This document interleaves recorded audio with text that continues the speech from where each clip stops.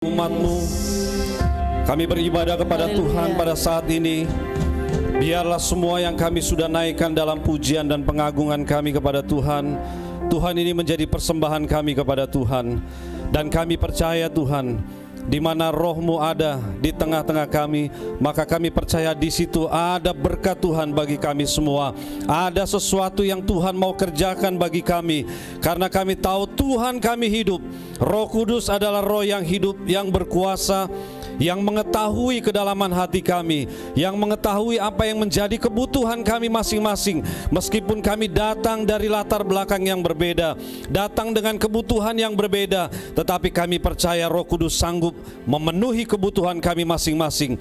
Dan biarlah Tuhan saat ini kami akan mendengarkan firman-Mu, merenungkan firman-Mu. Kami mohon kiranya Roh Kudus akan memberkati kami, memberikan penerangan, penjelasan, pencerahan kepada kami semua, sehingga kami dapat mengerti firman Tuhan dan melakukannya dalam kehidupan kami. Terpujilah nama Tuhan. Kami siap mendengarkan firman-Mu. Di dalam nama Tuhan Yesus kami berdoa dan kami mengucap syukur. Sama-sama kita berkata amin. Amin. Silakan duduk Bapak Ibu Saudara. Shalom. Selamat tahun baru. Sekali lagi, barangkali ada Bapak Ibu Saudara yang ketika ibadah buka tahun kemarin belum sempat kita bertemu dan saling menyapa. Puji Tuhan Bapak Ibu Saudara, kita sudah ada di hari yang ketujuh ya. Hari yang ketujuh di tahun 2024. Kadang kita tidak membayangkan ternyata saya bisa menjalani hidup saya sampai di tahun 2024. Amin Bapak Ibu Saudara. Dan sadarilah kalau itu terjadi, maka itu karena Tuhan yang memberikan kesempatan kepada kita semua. Dan pasti ada rencana-rencana Tuhan yang Tuhan mau buat bagi kita. Amin Bapak Ibu Saudara. Ada rencana Tuhan yang Tuhan mau kerjakan buat kita masing-masing di tahun yang baru ini, saudara-saudara. Percayalah bahwa firman Tuhan itu ya dan amin. Firman Tuhan tidak pernah gagal. Firman Tuhan itu pasti terjadi dalam hidup saudara dan saya, karena Tuhan punya rancangan yang besar buat kita. Dan sore hari ini Bapak Ibu Saudara, tema firman Tuhan adalah jaminan pengharapan orang percaya. Nah, saya mengambil masih latar belakang orang Majus ini, saudara, karena kita masih dekat dengan Desember ya, yang kita merayakan Natal. Tapi juga apa yang saya mau bagikan sore hari ini terkait dengan kehidupan mereka, Bapak Ibu Saudara, orang-orang Majus. Tapi kita baca dulu saudara-saudara teks kita dari 1 Petrus 1 ayat yang ketiga. Mari kita baca bersama-sama, sudah ada di layar depan. Kita baca dengan percaya bahwa firman Tuhan ini akan berlaku bagi hidup saya atau kita semua. Puji Tuhan, mari kita baca 2, 3. Terpujilah Allah dan Bapa Tuhan kita Yesus Kristus, yang karena rahmat-Nya yang besar telah melahirkan kita kembali oleh kebangkitan Yesus Kristus dari antara orang mati kepada suatu hidup yang penuh pengharapan. Kepada satu hidup yang penuh pengharapan. Kita semua Bapak Ibu Saudara ingin hidup dalam pengharapan-pengharapan yang kita miliki. Atau kita hidup menjalani kehidupan kita dengan berkat-berkat yang Tuhan berikan bagi kita. Tentunya yang kita doakan, yang kita harapkan. Nah saudara-saudara, jaminan pengharapan orang percaya itu pasti, bukan sesuatu yang tidak pasti. Ingatlah bahwa Allah kita adalah Allah yang pasti, amin. Allah yang berkuasa. Firman Tuhan pasti, firman yang berkuasa. Jadi Bapak Ibu Saudara, tidak ada dasar bagi kita untuk ragu-ragu dengan janji Tuhan buat kita, amin. Tidak ada alasan atau sedikit pun celah di mana kita meragukan firman Tuhan. Nah sayangnya tidak sedikit orang Kristen yang masih meragukan, saudara. Meragukan firman Tuhan, meragukan doanya, meragukan Allah juga dalam kehidupannya. Dan itu nampak dalam kehidupannya, dalam keseharian, saudara. Nah saudara-saudara, ini adalah satu gedung, ini bukan perkantoran atau gedung kantor. Tapi ini Bapak Ibu Saudara adalah sebuah gedung di mana merupakan bank. Ya, tapi bukan bank uang. Tapi gedung ini adalah bank, tempat penyimpanan permata-permata mahal di dunia, tempat penyimpanan emas, tempat penyimpanan intan dan semua barang-barang berharga Bapak Ibu Saudara. ya, namanya NWrap Diamond Center. Nah, Bapak Ibu Saudara-saudara, gedung ini adalah tempat yang paling dianggap ya paling aman untuk menyimpan permata tadi, saudara. Berada di negara Belgia. Jadi gedung ini dia merupakan satu tempat yang dijamin kalau menyimpan permata, menyimpan intan, emas dan sebagainya itu aman di gedung ini. Ya, tidak akan bisa dicuri oleh siapapun, tidak akan bisa dibobol oleh penjahat manapun. Tapi yang uniknya saudara-saudara atau yang menyedihkan adalah di tahun 2003 tanggal 16 Februari ternyata bank ini bisa dibobol, saudara-saudara. Ya, bank ini dibobol sehingga permata-permata yang mahal, ya, perhiasan-perhiasan yang mahal ditaruh oleh orang-orang kaya di dunia ini, yang karena mereka memang ingin supaya hartanya atau permatanya itu aman, dibobol, saudara. Dan kehilangan dicatat bahwa perhiasan permata yang hilang di bank permata ini, bukan bank permata kita ya, bukan ya, tapi ini bank memang betul-betul bank yang menyimpan permata perhiasan. Itu senilai 1,19 triliun, saudara. Jadi bisa dibayangkan itu banyak sekali atau bernilai sekali. Nah, saudara-saudara, memang sebetulnya ini sulit untuk dibobol. Kenapa? Karena memang pemiliknya sudah mengatakan bahwa bank perhiasan ini atau tempat menyimpan ini tidak akan mungkin, ya. Malaikat pun tidak bisa ambil, ya. Ibaratnya malaikat pun tidak bisa mencuri. Kenapa, saudara-saudara? Karena memang bank ini punya 10 keamanan, tingkat keamanan, saudara, atau tahapan-tahapan yang sehingga sulit untuk ditembus. Pintunya saja, saudara, kalau saudara searching di Google itu pasti melihat betapa besarnya pintu dan beratnya itu dengan tidak mungkin bisa satu orang, beberapa orang pun tidak bisa. Nah, setidaknya saudara-saudara, dia memiliki beberapa sensor, ya. Ini yang diduga tidak mungkin bisa dibobol, tidak mungkin bisa dicuri oleh orang, saudara. Yang pertama, sensor gerakan. Jadi kalau ada pergerakan di situ pasti akan bunyi sensornya. Yang kedua, sensor magnetis, ya, artinya benda-benda yang ada besi atau apa gitu ya, itu pasti terlacak, saudara-saudara. Tidak mungkin tidak.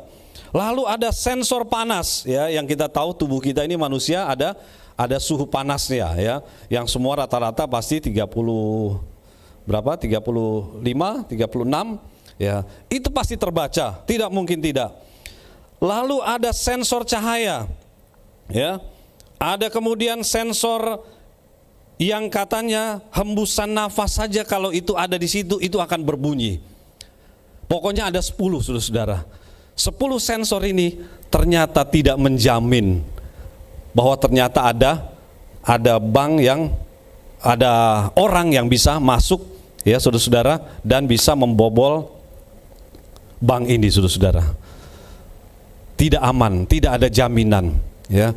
Manusia sehebat apapun menjanjikan, menjamin, tidak bisa memberikan jaminan kepada kita.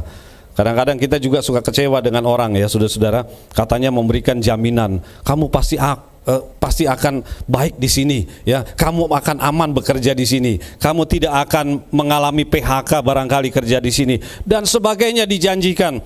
Mungkin juga kita dijanjikan, saya akan setia sama kamu, saya akan menjadi pacarmu satu-satunya.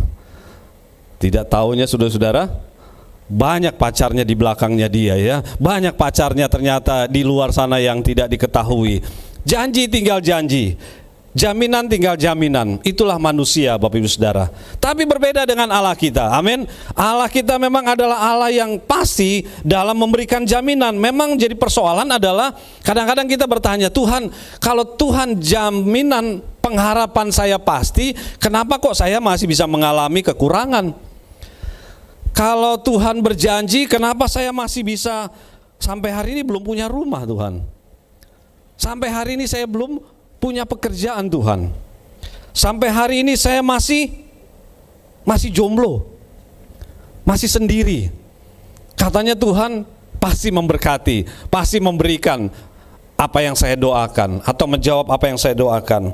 Ada 1001 keinginan yang belum terjawab, Bapak Ibu Saudara-saudara, yang akhirnya tidak sedikit orang Kristen meragukan janji Tuhan. Yang tidak sedikit akhirnya anak-anak Tuhan meragukan, apa benar janji Tuhan, apa benar pengharapan yang Tuhan berikan kepada saya itu akan terwujud. Mulailah kita ragu-ragu, dan sedikit demi sedikit, tidak sedikit orang Kristen yang akhirnya menjauh dari Tuhan dan akhirnya meninggalkan Tuhan karena tidak percaya lagi kepada janji Tuhan. Nah, saudara-saudara, saya mau katakan ini Bapak Ibu Saudara ya, bahwa adanya masalah atau tadi ya, doa kita belum dijawab, adanya pergumulan, adanya kesulitan yang kita hadapi, itu tidak meniadakan akan jaminan Allah bagi kita. Amin Bapak Ibu Saudara. Kalau ada persoalan, ada masalah, itu bukan berarti janji Tuhan itu tidak ada. Itu bukan berarti janji Tuhan itu tidak iya dan tidak amin. Amin Bapak Ibu Saudara. Amin. Wah, masih ragu-ragu saudara-saudara ya. Saudara yang berarti semua banyak mengalami masalah di sini ya. Karena kalau masalah ada pergumulan persoalan itu tandanya ya, saudara berarti mengatakan tadi, ya benar kali ya, Tuhan memang tidak menepati janji, atau janji Tuhan itu tidak ada jaminannya. Tapi tidak meniadakan itu saudara-saudara. Ya. Kalau kita sedang atau doa kita belum dijawab, itu bukan berarti Tuhan tidak menepati janjinya.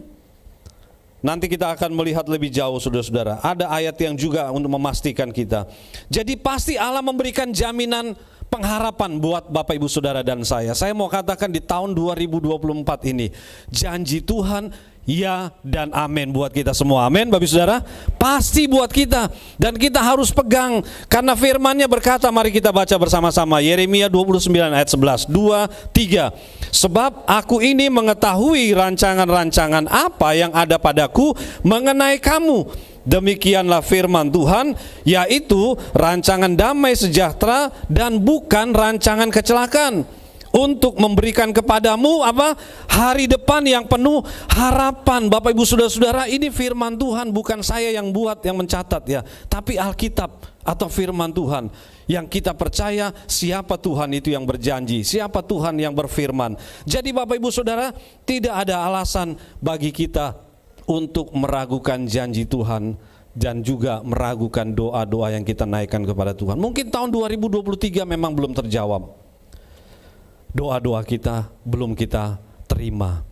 Tapi percayalah Bapak Ibu Saudara, berdasarkan janji Tuhan. Karena janji Tuhan ya, rancangan Tuhan bukan rancangan kecelakaan, atau juga bisa rancangan Tuhan itu bukan rancangan penderitaan buat kita. Amin. Rancangan Tuhan bukan rancangan supaya saudara dan saya susah. Rancangan Tuhan bukan memberikan kepada kita kemiskinan atau kekurangan, bukan saudara.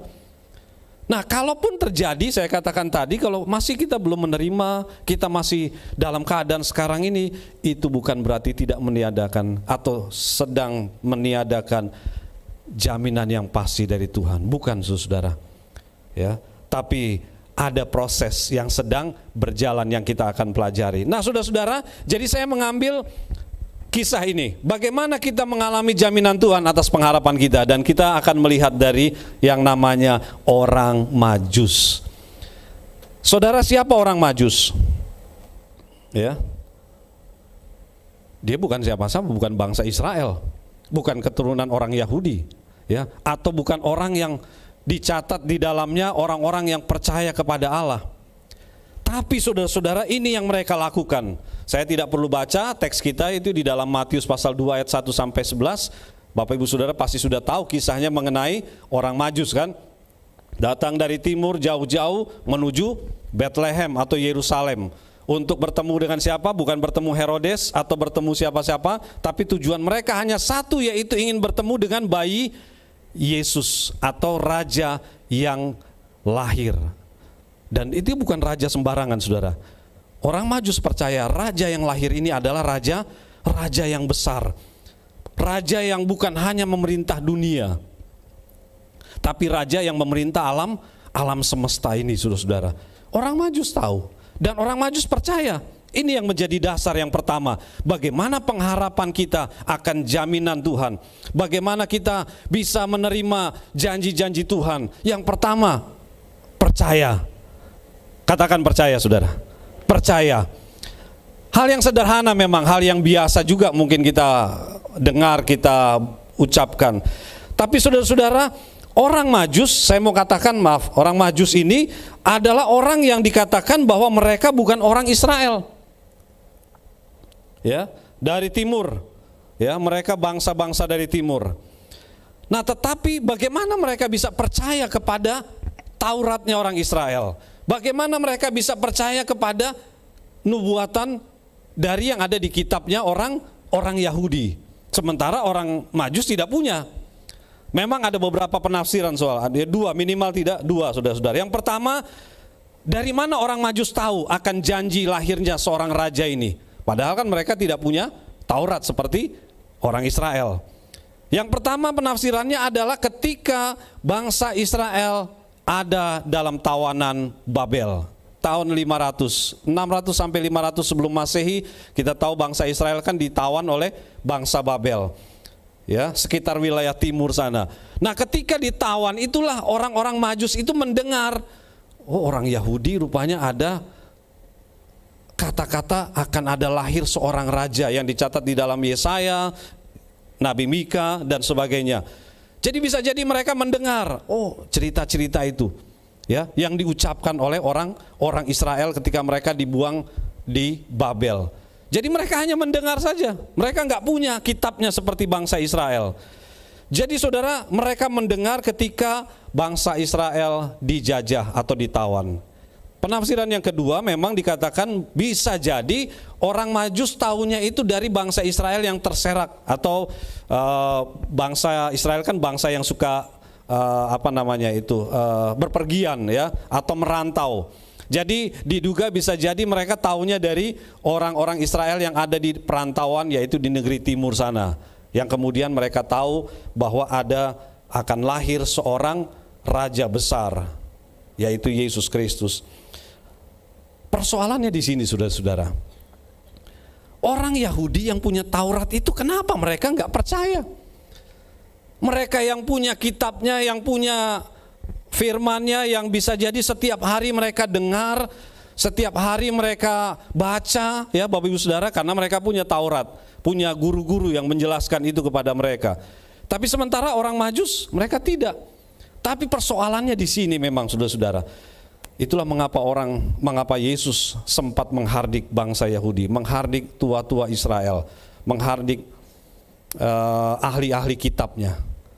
Mereka punya nubuatan tapi mereka tidak percaya. Mereka punya Taurat tapi rasanya mereka nggak percaya bahwa Mesias lahir, saudara. Sementara kalau orang Majus mereka tidak punya. Tapi ini yang saya mau katakan kepada kita, yang membuat pengharapan orang Majus untuk bertemu dengan bayi Yesus itu terjadi, terwujud. Mereka bisa bertemu dengan Raja alam semesta ini, walaupun masih bayi, saudara. Karena mereka percaya. Orang-orang Majus percaya, bukan hanya mendengar, bukan hanya tahu, bukan hanya mengerti. Tidak sedikit orang Kristen tahu, orang Kristen hafal ayatnya, bisa jadi sudah hafal ya ayatnya, ya, sudah mengerti Alkitabnya, tapi nggak percaya atau meragukan. Ini yang menjadi persoalan besar dari hidup kita, saudara. Bisa jadi doa kita belum dijawab, sesungguhnya kata kita belum percaya. Bisa jadi pengharapan kita belum terwujud karena kita sebetulnya belum percaya. Ke gereja, iya. Apakah menjamin orang ke gereja percaya sungguh-sungguh, saudara? Menjamin? Belum tentu. Saya pernah mengatakan kepada saudara, saya tanya seorang bapak, dari mana tinggalnya? Enggak jauh dari sini, ya, waktu saya pelayanan di Surabaya. Lalu bapak ngapain, tujuan bapak ke gereja untuk apa? Iya, saya disuruh oleh keluarga saya. Kamu pergi ke gereja sana, gitu ya. Jadi dia datang ke gereja karena disuruh, bukan karena dia mengerti firman Tuhan. Bukan karena dia mau melakukan firman Tuhan, bukan, saudara. Dan saya juga duga di sini bisa jadi ada orang yang datang ke gereja karena disuruh, gitu ya. disuruh papa mamanya, disuruh temannya, disuruh pamannya, kamu datang ke gereja, ya, setiap hari Minggu jangan absen ya ke gereja. Atau dia datang ke sini kalau mau cari jodoh, mau cari pacar. Nah, saudara-saudara, ada berbagai macam alasan orang datang ke gereja. Tapi saya ingin sore hari ini sama-sama kita mau meyakini bagaimana supaya hidup kita berbeda di tahun 2024 ya Bapak Ibu Saudara. Kita akan jalani tahun 2024 ini berbeda, yaitu dengan cara kita mau jalani hidup kita dengan percaya. Amin. Percaya yang bukan hanya kita mengatakan saya percaya, ya. Atau seperti bangsa Israel tadi percaya, tapi waktu Yesus lahir mereka nggak percaya, ya. Ahli-ahli Tauratnya nggak percaya. Justru orang Majus yang tidak punya Taurat mereka percaya. Mereka datang dari jauh dan mereka berusaha bertemu dengan bayi Yesus. Dan akhirnya apa? Tuhan Yesus atau Allah mau menjawab doanya orang Majus. Amin, saudara. Orang Majus akhirnya bisa bertemu dengan bayi Yesus. Dan kita tahu memang nanti prosesnya tidak mudah. Tapi ini yang terjadi, bahwa orang Majus dia tidak hanya dengar cerita-cerita itu. Dia tidak hanya tahu bahwa ada bayi yang akan lahir atau raja yang akan lahir, raja besar, tapi mereka mempercayainya. Dan percayanya itu tidak hanya di mulut, tapi mereka wujudkan juga dengan perbuatan yang kita tahu sama-sama. Amin. Dan itu yang menolong mereka, pengharapan mereka bertemu dengan Yesus terjadi. Nah, saudara-saudara, itulah yang Tuhan mau juga kita tahun 2024. Ya, kita jalani dengan percaya, sungguh-sungguh dengan kita tunjukkan di perbuatan kita masing-masing. Nah, saudara-saudara, bicara percaya, ini ada seorang yang kita tahu sama-sama ya. Pasti tidak asing lagi. Ya, ini bukan paman saya, ya, bukan om saya atau bukan orang tua saya juga. Saya nggak tahu apa masih bersaudara dengan Pak Simon, ya tidak tahu, karena kalau sepintas saya lihat wajahnya dengan Pak Simon kok hampir sama ya. Tapi rupanya nggak ada hubungan ya, Om Simon. Saudara, kita tahu sama-sama siapa beliau ini. Beliau ini adalah termasuk konglomerat di Indonesia, walaupun sudah meninggal ya. Dan saudara, memang dia Kristen ya. Dia seorang Kristen, tapi dia bercerita di tahun 1998 itu, ketika kejadian krisis moneter dan kekacauan di bangsa kita ya tahun itu. Dia cerita, saya orang Kristen biasa-biasa ya, jalani kekristenan saya biasa. Ya, ke gereja, kadang-kadang ke gereja, kadang enggak, lihat situasinya. Kalau bisnis, ada pertemuan bisnis, ada urusan bisnis, dia tidak ke gereja. Tapi kalau lagi nganggur, tapi saya rasa tidak nganggur sih saudara ya, namanya orang bisnis. Nah, tetapi saudara-saudara, dia bersaksi bahwa pada tahun 1998 yang kita tahu sama-sama itu, ketika terjadi chaos, terjadi krismon, ya saudara, dolar dari 2000 menjadi berapa? Yang ingat yang punya dolar, kalau yang nggak punya dolar pasti nggak ingat lah gitu ya. Tapi yang punya dolar pasti ingat. Oh iya, saya ingat waktu itu ya. Dari 2000 menjadi 17.000 saudara-saudara. 16 atau 17.000, itu berapa kali lipat. Dan pengusaha-pengusaha besar termasuk Ciputra, jangan saudara pikir nggak punya utang. Utangnya juga besar. Dan pada waktu itu bisa kita bayangkan, misalnya saudara, utangnya sebetulnya cuma 500 miliar ya. Ini contoh saja ya. Tapi itu dalam bentuk dolar kan. Lalu kemudian ketika kenaikan itu terjadi, kita bisa bayangkan berapa kali lipat utangnya jadinya. Betul kan saudara ya? Apalagi dia mengatakan, dia bersaksi bahwa tidak sedikit keuangannya itu ada dalam rupiah bentuknya ya. Atau dia harus membayarnya lalu merubah dari rupiah ke dolar tadi yang naiknya begitu luar biasa. Jadi dalam kesaksiannya yang dicatat di situ saudara-saudara, dia mengatakan dia mengalami keterpurukan luar biasa. Dalam satu saat dia termenung. Untungnya nggak stres ya, puji Tuhan. Karena saya tahu Tuhan masih mau memakai hambanya ini untuk menjadi berkat. Nah saudara-saudara, jadi dia merenung, kemudian dia berpikir bagaimana ini bisa terjadi. Sempat dia bercerita, dia katakan begini. Dia panggil itu para pimpinan di perusahaannya saudara, ya direksinya dia panggil semua. Dia bilang, perusahaan mengalami masalah besar. Jadi dia berkata, silakan saudara yang mau keluar silakan, karena tidak bisa dijamin lagi. Tapi doanya dia dijawab saudara-saudara.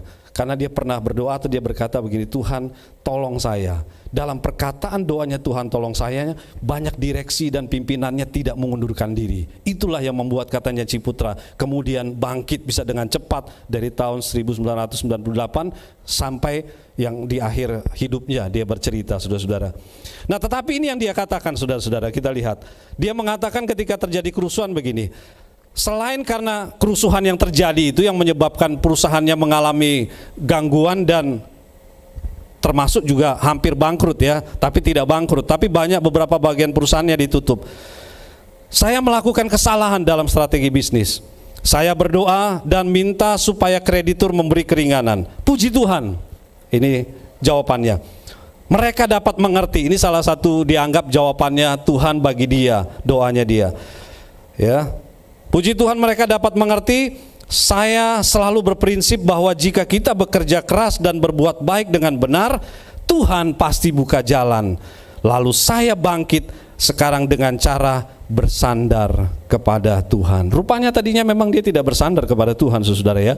Karena dia merasa bahwa dia punya pengalaman ya, orang hebat ya. Sebelumnya kita tahu sama-sama bagaimana perusahaannya memang di zaman Orde Baru itu diberkati, tapi kemudian nggak tahu apakah cara Tuhan atau tidak. Tapi yang jelas itu yang terjadi dengan dirinya. Kalau saya melihat secara rohani, bisa jadi Tuhan campur tangan dengan usahanya dia ini. Dia masuk mengalami keterpurukan. Karena di dalam keterpurukan disitulah dia kemudian baru bisa melihat Tuhan. Amin saudara. Kadang-kadang kita juga ketika tidak ada dalam keterpurukan, kita tidak bisa melihat Tuhan. Atau kita enggak sungguh-sungguh dengan Tuhan. Waktu kita mengalami keterpurukan, waktu kita jatuh, kita bangkrut, kita enggak punya pekerjaan, kita kehilangan banyak hal, barulah di situ kita sadar. Dan bisa jadi itu yang Tuhan izinkan kepada Pak Ci ini, saudara-saudara. Nah saudara-saudara, tapi kemudian Tuhan memberkati dia dan usahanya kembali bangkit. Kita tahu sama-sama sekarang, atau kita tahu bersama bagaimana perusahaannya sekarang ini juga saudara-saudara ya. Nah saudara-saudara, percaya, itulah yang harus kita jalani di tahun 2024 ini. Amin saudara. Sekarang percaya, bukan hanya sekedar saya berkata-kata percaya, tapi saya mau tunjukkan ya dengan perbuatan saya. Ciputra mengatakan memang bekerja keras dan berbuat dengan benar itu harus ya. Atau bersandar kepada Tuhan itu harus, tapi juga bekerja dan berbuat benar harus. Dan saya percaya pengharapan kita, amin saudara, pengharapan kita pasti Tuhan akan nyatakan waktu kita melakukan firman Tuhan, mentaati atau percaya kepada janji-janji Tuhan. Jadi saudara-saudara, orang Majus bisa bertemu dengan bayi Yesus karena mereka percaya. Orang Majus percaya. Dan saudara-saudara yang kedua, kalau kita belajar dari orang Majus, apa yang orang Majus lakukan? Yang kedua adalah bertindak memang, berbuat. Amin Bapak Ibu Saudara. Dari timur sana diduga saudara-saudara itu perjalanan mereka sampai ke Yerusalem dari timur sana itu 4.000 km. Ya. 4.000 km kita bisa bayangkan jarak yang tidak dekat, itu cukup jauh saudara-saudara. Pernah ada yang jalan kaki di sini 4.000 km? Nggak ada ya. Nggak sampai, mungkin kita sudah sampai di surga kali perjalanan kita ya. Belum sampai 4.000 km sudah sampai di surga. Nah saudara-saudara, orang Majus mereka tidak hanya mendengar dan percaya. Saya katakan tadi memang mereka setelah mendengar ada nubuatan seorang raja yang akan lahir ya. Di Yerusalem sana mereka juga belum tahu Yerusalem di mana ya. Mereka belum pernah dan sebagainya, tapi yang jelas mereka percaya. Tapi kemudian mereka bertindak saudara-saudara. Dengan cara apa? Mereka mencari bayi yang dilahirkan itu, akan dilahirkan. Kita tahu sama-sama ceritanya bagaimana bintang memimpin mereka saudara-saudara. Dan saudara, bintang itu memang adalah tanda yang Tuhan berikan kepada orang Majus.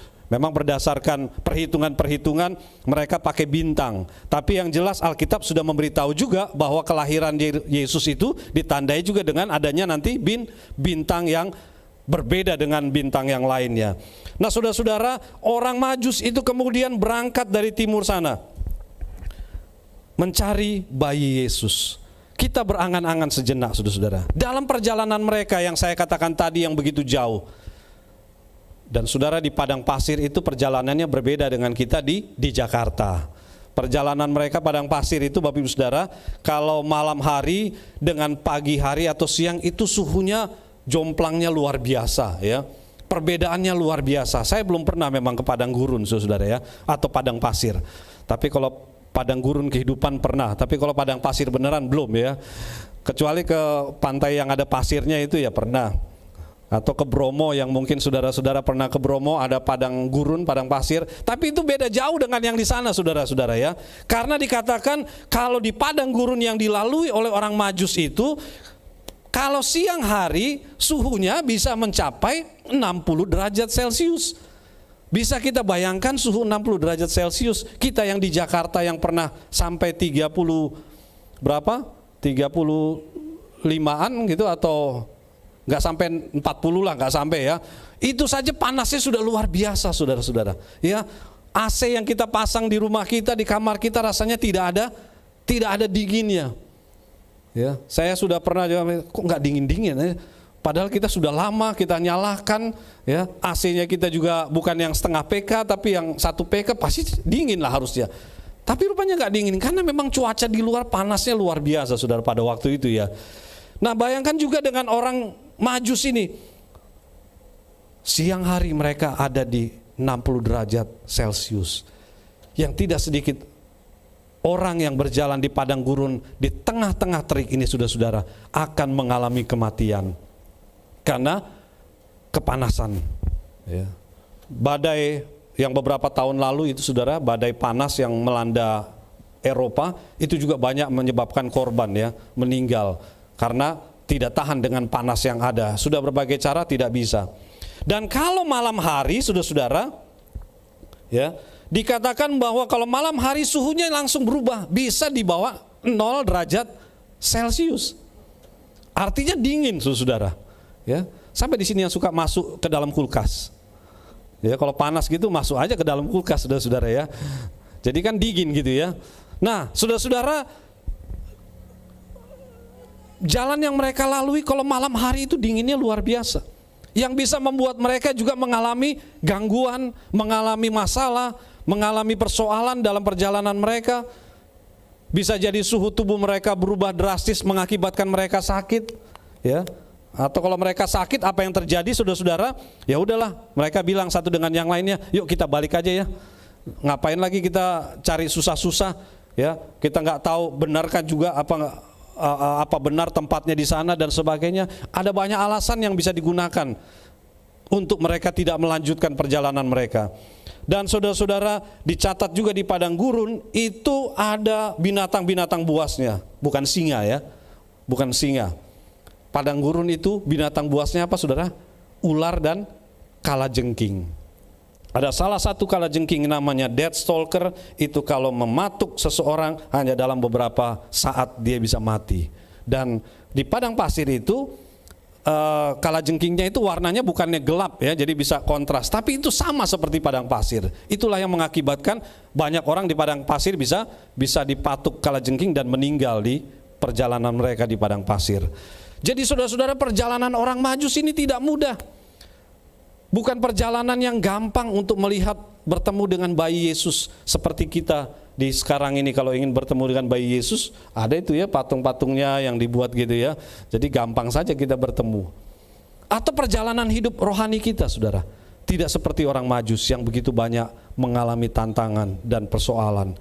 Tapi saya mau katakan, saudara-saudara, bahwa selama kita mau bertindak dan bertekun seperti orang Majus, saya percaya doa mereka pasti akan dijawab oleh Tuhan. Amin. Pengharapan mereka tidak akan sia-sia. Seperti orang Majus, pengharapannya tidak sia-sia. Doa mereka tidak sia-sia di daerah mereka. Mereka mulai berdoa, mereka berharap bertemu dengan bayi Yesus, dan kemudian mereka bisa bertemu dengan bayi Yesus. Pengharapan mereka tidak sia-sia. Tapi kalau mereka hanya berkata saya percaya, kami percaya, dan mereka tidak bertindak, apakah mereka bisa bertemu dengan bayi Yesus, saudara?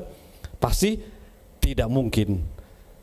mau sebagaimanapun percayanya mereka, kalau mereka tidak bertindak berjalan dari timur sana sampai ke Yerusalem, ke Bethlehem, mereka tidak akan bertemu dengan bayi Yesus, saudara-saudara.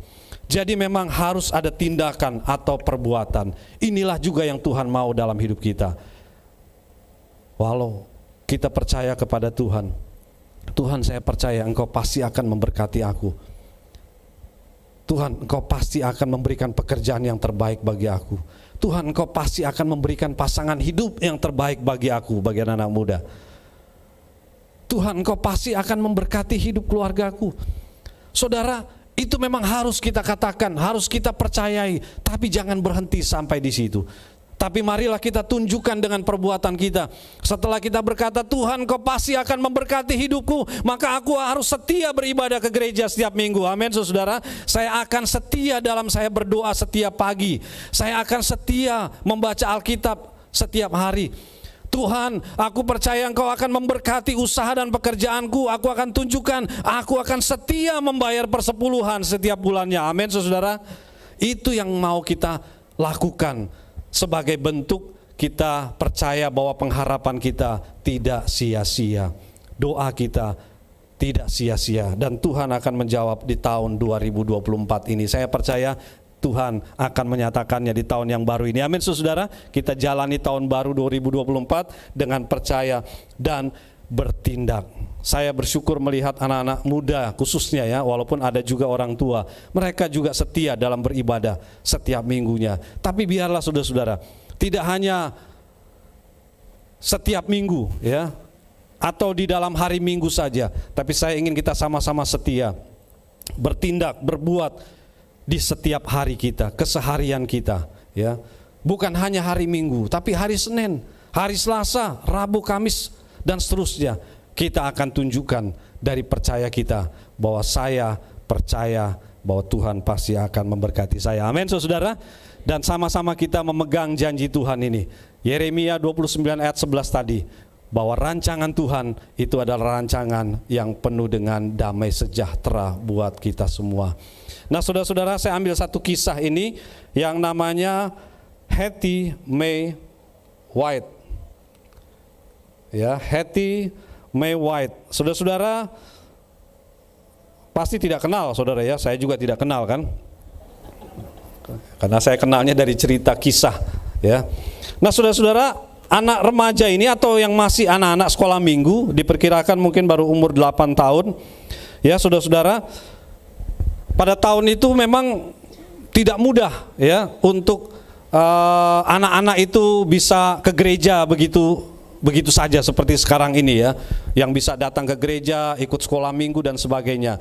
Nah, anak ini saudara-saudara, karena memang keterbatasan orang tuanya miskin, dianya miskin, dan pada waktu itu kalau yang namanya miskin itu nggak gampang, saudara ya. Mau ke tempat-tempat umum itu nggak dengan mudah bisa masuk, termasuk ke gereja.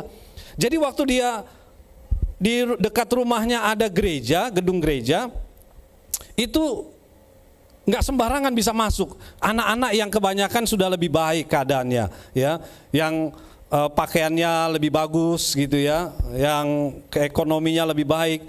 Jadi satu kali ini dia pengen dengar cerita sekolah minggu sebetulnya, ya. Jadi ada sekolah minggu, kebaktian anak-anak, kemudian dia nggak bisa masuk, ya. Gurunya hanya mengatakan bahwa kamu tidak bisa masuk, ruangannya sudah penuh, ya, saudara-saudara. Jadi si Hattie ini dia hanya ada di luar saja dari jendela, dia melihat, mendengar, ya, kakak rohani itu atau guru sekolah minggu itu bercerita tentang cerita-cerita sekolah minggu. Nah, saudara-saudara, ya, tapi karena namanya dari luar kan berbeda ya kalau di dalam, ya. Dia lebih ingin masuk di dalam bersama-sama, bisa dengan anak-anak sekolah minggu lain, dia bisa di situ mendengar cerita dan kebagian tempat duduk seperti Bapak Ibu Saudara sekarang malam hari ini duduk, ya. Dan saudara-saudara, tapi tidak bisa. Jadi dia hanya di luar saja. Ingin masuk tidak diizinkan sama guru sekolah minggu. Jadi dia menangis dari luar, saudara. Nah, dia menangis, kemudian ada pendeta yang datang, yang masuk, yang mau ke gereja itu juga. Nah, kemudian pendeta itu bertanya, kenapa kamu menangis? Iya, karena saya ingin masuk tidak diizinkan masuk. ya, saya tidak boleh masuk, ya. Katanya ruangannya penuh. Ya, pendeta ini melihat masih bisa, ya, sepenuh-penuhnya ya masih bisa dimasukkan begitu kan, maksudnya bisa di dalam daripada di luar. Ya, jadi saudara-saudara, akhirnya pendeta itu mengatakan kepada dia, ya sudah kamu masuk. Ya.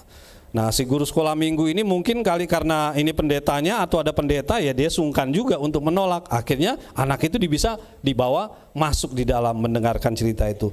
Dan betapa senangnya anak ini, Bapak Ibu Saudara. Dia bisa masuk di dalam ruang ibadah itu. Pulang dia cerita ke mamanya, "Ma, saya dengar cerita Alkitab, cerita sekolah minggu di dalam gedung gereja, ya, di dalam ruangan." Jadi dia cerita ke mamanya, mamanya senang. Dan saudara-saudara, tapi hanya satu kali itu saja. Dalam ceritanya hanya satu kali itu saja dia bisa masuk dalam ruang ibadah itu. Berikutnya dia tidak pernah masuk lagi. Sampai kemudian 2 tahun kemudian dia meninggal, saudara. Si Hetty ini meninggal dan mamanya minta pendeta yang ada di gereja itu supaya bisa mengadakan pemakaman buat anaknya ini. Yang rupanya memang yang menolong itu juga, ya saudara-saudara, yang bisa masuk di dalam ruang itu. Dan setelah dia dimakamkan, ibunya memberes-bereskan ruangannya dan ditemukanlah kemudian dompet kecil, saudara. Dompet kecil yang di dalamnya itu ada uang dan kertas. Kertasnya itu rupanya surat tulisan dan uang sejumlah 57 sen. Dan di dalam surat itu dia tulis, kiranya uang ini bisa membangun gereja lebih besar lagi. Dan saudara-saudara, dari tindakan si Hetty ini, nah kemudian dia kasih surat ini kepada pendetanya dan pendetanya baca, betapa pendetanya meneteskan air mata waktu baca surat anak kecil ini, dan itu disampaikan akhirnya di gereja itu, saudara. Singkat cerita, pendeta itu menyampaikan di jemaat, kemudian waktu dia cerita-cerita gitu terdengarlah juga oleh salah satu pemilik surat kabar di kota itu. Kemudian dia menawarkan supaya kalau bisa gereja itu dibangun lebih besar, tapi tetap bayar, saudara, ya. Nggak ada yang gratis, rupanya dari zaman dulu nggak sama saja, nggak gratis, ya. Jadi dia menawarkan kalau bisa gereja ini bangun di tanah yang dia miliki dengan ruangan yang bisa lebih besar. Tapi pendetanya mengatakan kami belum ada uang. Tapi saudara-saudara, pendeta ini kemudian mengajak jemaatnya berdoa supaya Tuhan memberikan uang buat mereka membangun. Dalam waktu 5 tahun diceritakan terkumpullah uang $250.000 yang tidak sedikit sebetulnya memang pada waktu itu. Dan akhirnya apa, saudara-saudara? Mereka bisa membangun gedung gereja yang besar. Dan gereja itu sampai hari ini ada. Kalau saudara pergi ke Philadelphia di Amerika Serikat, inilah gedung gereja Temple Baptist Church yang dibangun sebagai tindakan kecil daripada si anak tadi yang namanya Hetty May White. Uang 57 sen. Makanya gerejanya juga disebut dengan gereja 57 cents, ya. Gereja 57 sen. Nah, saudara-saudara yang dikasih dalam Tuhan, dari kisah ini juga saya ingin mengajak kita bahwa tindakan sekecil apapun yang kita buat, pasti kalau kita serahkan sama Tuhan, Tuhan pasti akan memberkati. Amin. Saudara setia setiap minggu yang mungkin ini biasa saya ke gereja setiap minggu, ya, ke gereja setiap minggu. Saudara, tindakan saudara itu jangan saudara anggap remeh. Itu bisa menjadi perbuatan saudara yang justru itu besar di mata Tuhan. Amin. Yang besar bagi kita, ya, yang kita lakukan setiap minggunya, dan pada waktunya nanti apa yang menjadi pengharapan kita akan lihat dinyatakan oleh Tuhan. Seperti orang Majus, pengharapan mereka bertemu dengan Yesus, akhirnya Tuhan berikan, walaupun tidak sedikit, kesempatan nyawa mereka semua hilang. Terakhir Herodes, kita tahu kan sama-sama, Herodes itu mau membunuh orang Majus itu. Kalau Tuhan tidak pimpin mereka ke jalan yang lain, maka orang-orang Herodes, orang-orang Majus itu pasti akan mati dan tidak bisa kembali ke negerinya. Tapi sekali lagi, itu karena percaya dan perbuatan yang dilakukan oleh orang Majus. Bapak Ibu saudara-saudara, Tuhan melihat kita malam hari ini, dan Tuhan mau supaya hidup kita bisa tidak sama lagi tentunya seperti tahun 2023. Hidup kita harus berbeda di tahun 2024. Amin saudara. Hidup kita jalani berbeda, bukan hanya tahun yang berbeda, tahunnya berubah, tapi biarlah hidup kita juga berubah. Hidup kita berbeda. Dulu mungkin kita malas-malasan, tapi biarlah kita semakin di tahun 2024 kita rajin, setia. Dulu kita nggak pernah memberi persepuluhan, sekarang mari kita akan memberi persepuluhan. Amin saudara, sebagai tindakan kita. Dulu kita jarang-jarang ke gereja, tapi biarlah sekarang kita semakin setia ke gereja. Sama-sama kita baca satu ayat ini saudara. Sekali lagi Yeremia 29 ayat 11. Saya percaya ini bukan ayat biasa saja, tapi ayat yang bisa menjadi rema khusus bagi kita pada malam hari ini. Amin saudara. Mari kita berdiri bersama-sama dan kita baca sekali lagi ayat ini, dan setelah itu kita akan berdoa. Dengan percaya penuh kita baca ayat ini saudara. Yeremia 29 ayat 11. 2, 3. Sebab aku mengetahui rancangan-rancangan apa yang ada padaku mengenai kamu. Demikianlah firman Tuhan, yaitu rancangan damai sejahtera dan bukan rancangan kecelakaan, untuk memberikan kepadamu hari depan yang penuh. Kita tepuk tangan bagi Tuhan kita, saudara-saudara. Dan tim musik, mari kita akan menaikkan satu pujian, firman-Mu berkata, Kau besertaku. Mari kita persiapkan hati kita saudara-saudara. Kita mau datang kepada Tuhan. Terima kasih Tuhan. Malam hari ini aku mendengar firman-Mu. Aku mendengar Engkau sudah bersabda. Dan sekarang Tuhan, aku mau menerima firman Tuhan seperti orang Majus. Walaupun mereka tidak punya Taurat, tapi mereka bisa percaya kepada Taurat. Mereka tidak punya nubuatan seperti orang-orang Israel, tapi mereka percaya kepada nubuatan orang Israel. Sementara orang Israel tidak percaya dan tidak menyembah Yesus, bayi Yesus pada waktu itu. Hanya ketika malaikat berbicara kepada gembala-gembala, barulah mereka datang menyembah. Tapi yang lainnya tidak ada. Tapi orang Majus, jauh-jauh dari negara timur, 4.000 km jalan, tentunya mengendarai unta, ya, tidak seperti kita. Tapi mereka mau melakukannya, saudara-saudara. Mereka tidak hanya percaya, tapi mereka mentaati perintah Tuhan. Firman-Mu berkata, Kau besertaku. Haleluya.